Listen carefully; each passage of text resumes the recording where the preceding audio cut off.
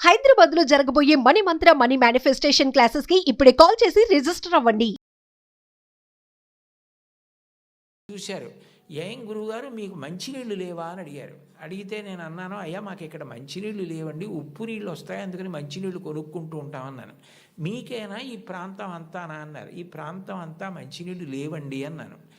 ఆయన మీరు నమ్మండి నమ్మకపోండి, ఇప్పుడు కార్తికేయ మిశ్రా గారిని పొగిడితే నాకేదో ఆయన పదవి ఇస్తారనడానికి నేను ఉన్న ఉద్యోగమే పదవి విరమణ చేసేసాను. నాకేం దాని మీద ఆశ లేదు.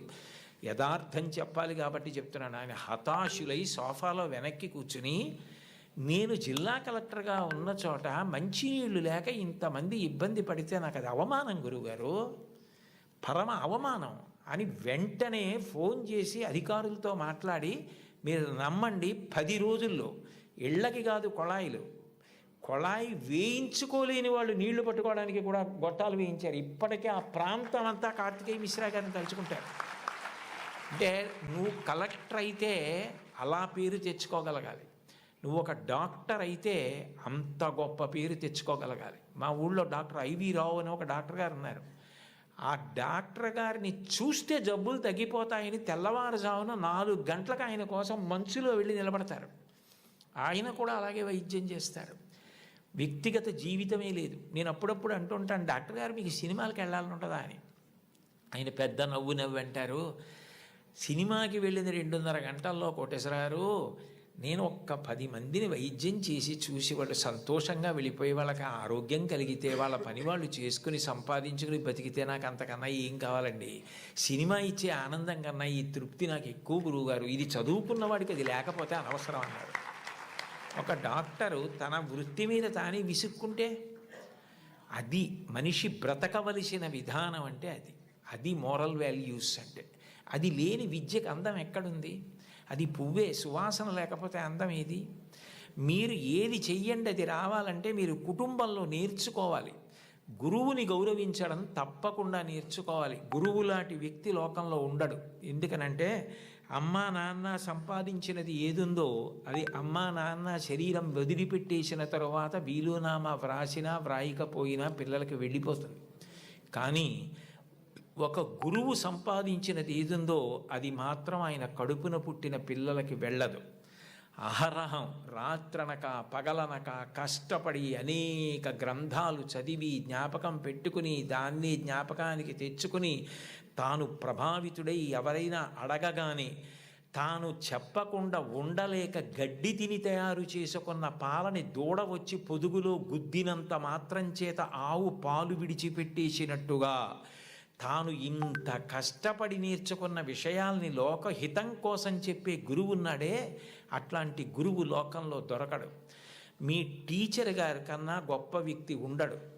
ఒక్కటి గుర్తుపెట్టుకోండి, సర్వేపల్లి రాధాకృష్ణన్ గారికి అంత ప్రీతి పిల్లల మీద ఎందుకు ఏర్పడిందంటే మీరు ఆయన జీవిత చరిత్ర చదవండి. ఆయన మైసూరులో పనిచేస్తున్న రోజుల్లో అశుతోష్ ముఖర్జీ గారని కలకత్తాలో, ఆ రోజుల్లో భారతదేశంలో కలకత్తా విశ్వవిద్యాలయం అంటే చాలా ప్రఖ్యాతి.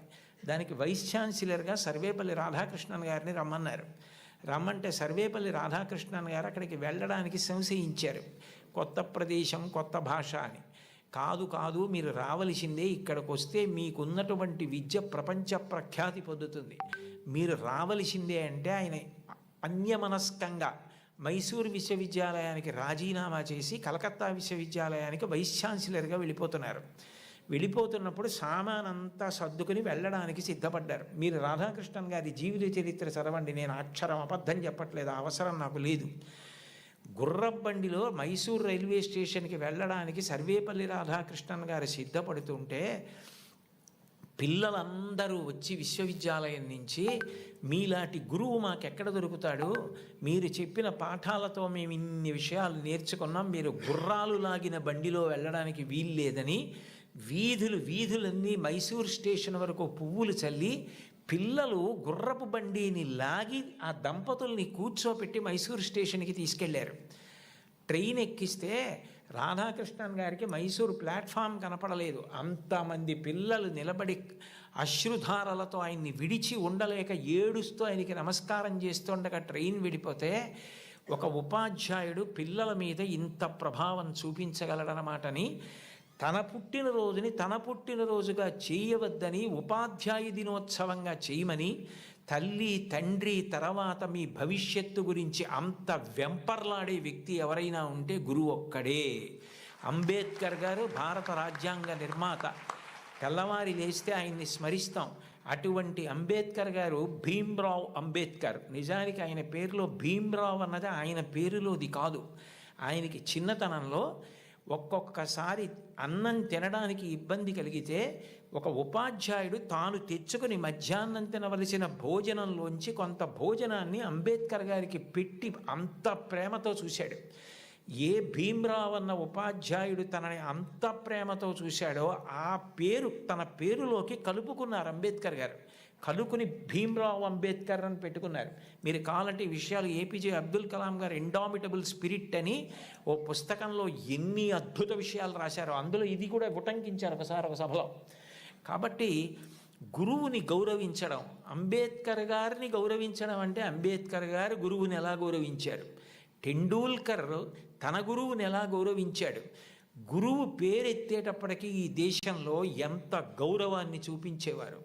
ఎంఎస్ సుబ్బలక్ష్మి గారు చచ్చిపోతే కలాం గారు రాష్ట్రపతి భవన్ నుంచి చెన్నై వెళ్ళి నా తల్లి, ఈ గడ్డ, నేను పుట్టిన ఈ దేశం, ఎంఎస్ సుబ్బలక్ష్మి ముగ్గురు నాకు తల్లు లేని పాడి మోశారు.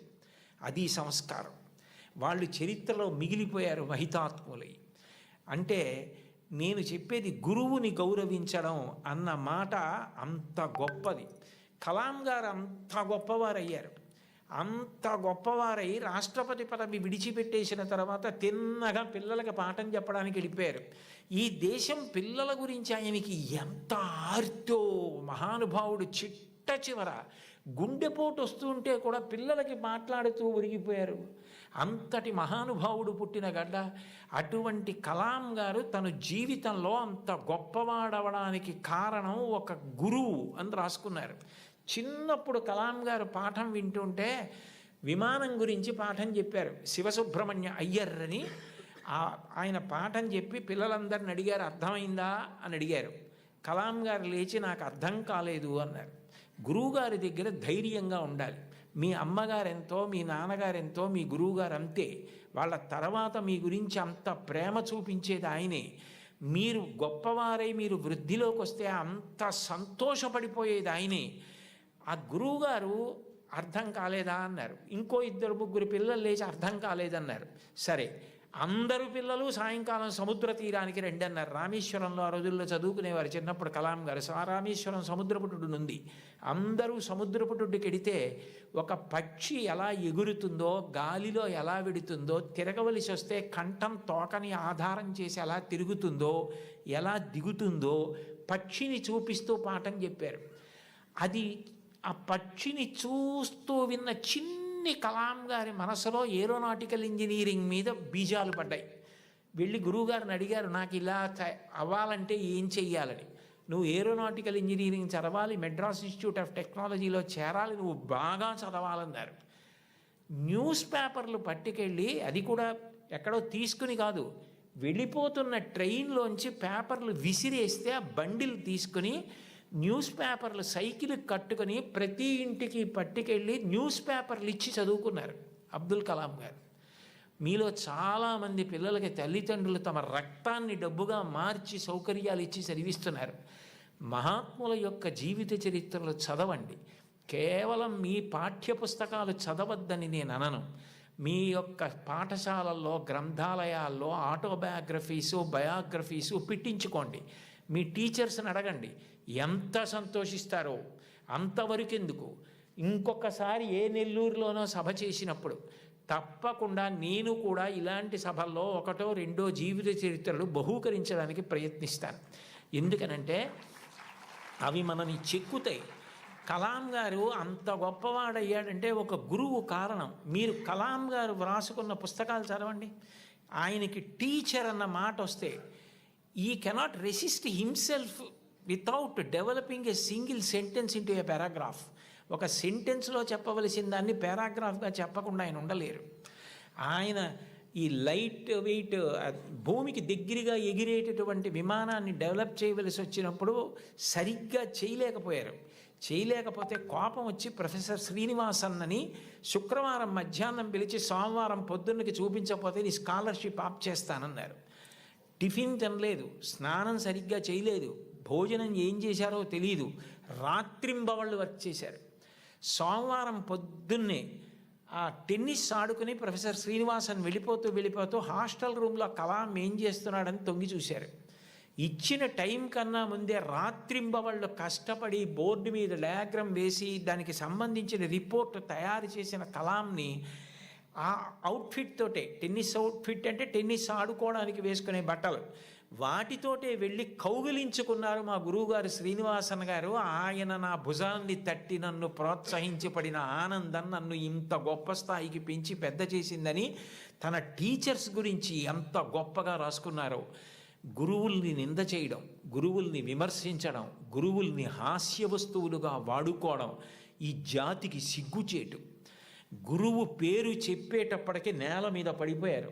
రామాయణంలో అంతటి రాముడు విశ్వామిత్రుడి పిలిస్తే దగ్గరికి వెళ్ళి నిలబడి ఇమౌస్మ మునిషార్దూల కింకరౌ సముపస్థితవు ఆజ్ఞాపయ యథేష్టం వై శాసనం కరవామకిం అన్నాడు. గురువుగారు లోకంలో ఎవరు చెప్పినా సలహా, మీరు చెప్తే మాత్రం ఆజ్ఞ. గురువుగారు చెప్తే ఆజ్ఞ, అందులో నేను తలపెట్టను. ఈ పని చేసి పెడతావా అని ఇప్పుడు అడక్కండి, ఈ పని చెయ్యరా రామా అనండి, నేను మీ కింకరుణ్ణి గురువుగారు అన్నాడు. ఇది ఈ జాతి నేర్పినటువంటి విషయం. మీరు ఏ మహాత్ముణ్ణి తీసుకోండి, టంగుటూరి ప్రకాశం పంతులు గారు జీవిత చరిత్రలో వ్రాసుకున్నారు.